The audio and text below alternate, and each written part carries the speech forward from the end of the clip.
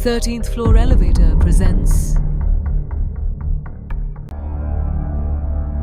Hidden in Plain Sight. I found this recording on one of those mini tapes from the 90s. You remember them, don't you? The ones that looked like cassette tapes, but smaller. It was wrapped in a plastic sandwich bag from a time when they hadn't yet had the zip that closed them at the top. It was wrapped in the sandwich bag and placed in a plastic grocery bag, along with a mini tape player and a set of batteries still in the box. The grocery bag was wrapped around itself, then placed in another bag that was also wrapped around everything and taped shut. The tape had yellowed and grown crusty by this point, but it had still done its job of keeping the whole thing sealed shut. The batteries were those type that you could press the sides to see how much power they had, and they were full.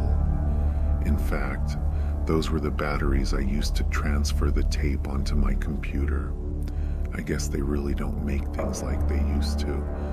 Anyway, I was renovating my wife's closet when I found it, stuffed behind a baseboard in a hollow part of the wall. The wall hadn't naturally degraded. Instead, it was like someone had made it hollow. They had worked hard to chisel away the concrete and pry a brick away to conceal it. The package had been placed in there for safekeeping. I guess that was the point of the bag and the batteries. It was to make sure that it survived through time, and whoever found it, whenever they found it, could listen to the contents of the tape. But why? Why would they hide it? That was the question I had. I listened to part of it before I had to stop. Maybe you can see your way to making it all the way through. Anyway, I really don't know what to make of it, so I thought I would upload it here and let the thread decide. So here it goes.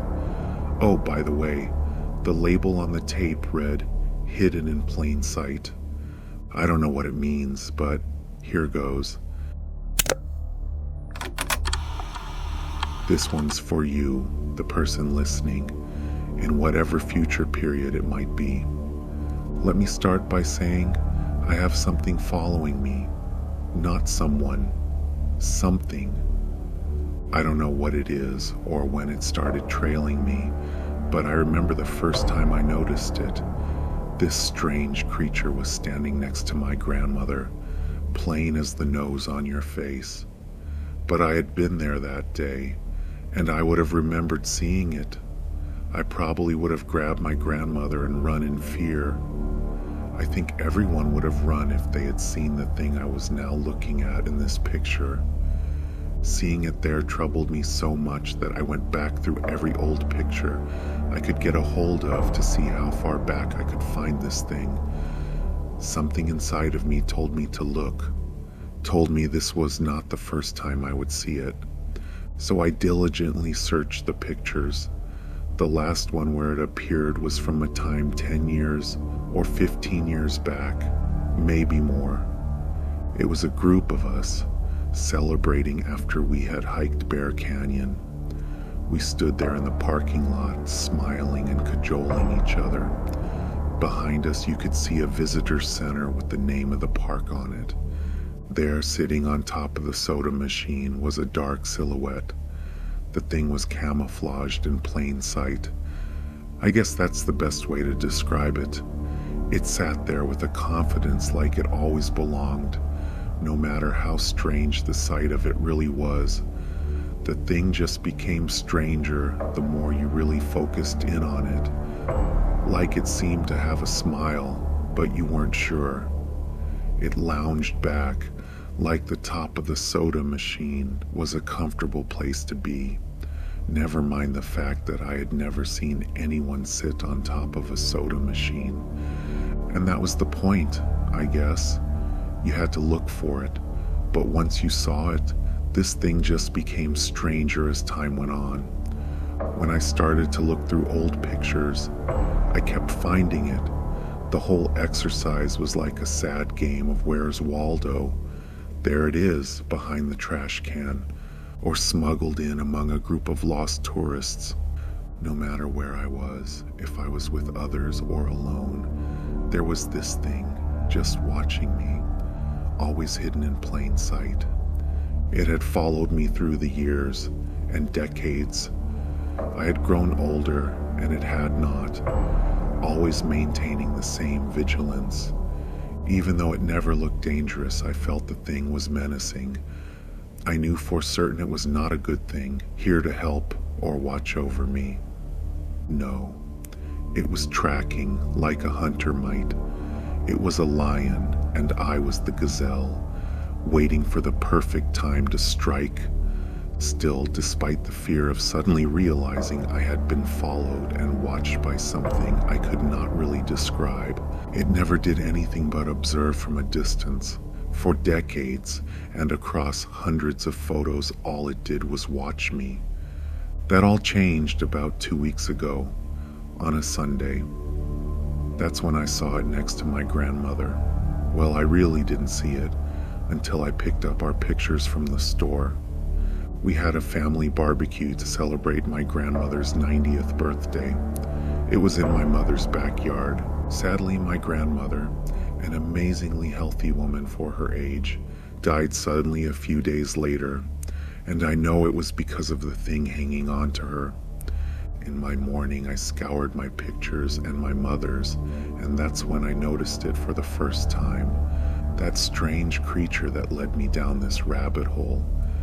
I discerned that if I was not in the picture, if it was only my grandmother or my grandmother and anyone else but me, then it would not be there. But when I was anywhere to be found in the picture, even if we weren't interacting, it had gotten closer and closer to her. My very presence meant danger to the woman who had raised me. It had gotten nearer until it was next to her, first touching her arm, then rubbing her face, and finally whispering in her ear. The whole time, it was almost like it was posing with her. No, like it was trying to show me something, and it was using her. I found one picture where it was just my grandmother and I, standing next to each other. The thing was whispering in her ear again. The snarling suite of crooked teeth was so close to her ear, it looked as if it was going to take a bite out of her. I realized that it didn't want her. I came to the conclusion that it was trying to show me what it could do, like it was demonstrating to me what my inevitable future could be. A death no one could explain beyond the natural, no matter how strange it may have been. At least that's what I'm realizing now. That leads me to yesterday. A person at a party snapped a photo and I was in it, and the creature was touching me, just as it had touched my grandmother. But it wasn't hovering over my ear, whispering something to me. It looked like it was about to, though.